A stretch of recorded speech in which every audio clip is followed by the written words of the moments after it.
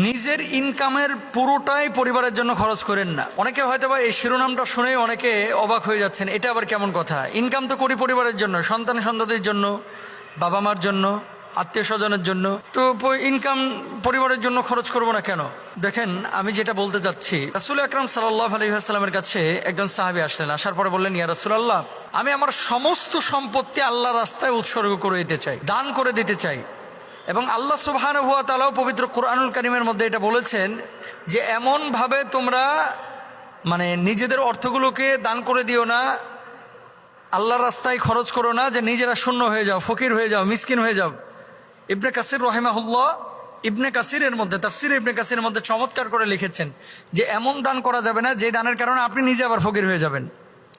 আল্লাহ রাসূল সাল্লাল্লাহু আলাইহি ওয়াসাল্লাম বললেন, তুমি যে সমস্ত সম্পদ দান করবা, তোমার সন্তান সন্ততির জন্য কিছু রেখেছো? কয় না। সন্তান সন্ততির জন্য কিছু রেখে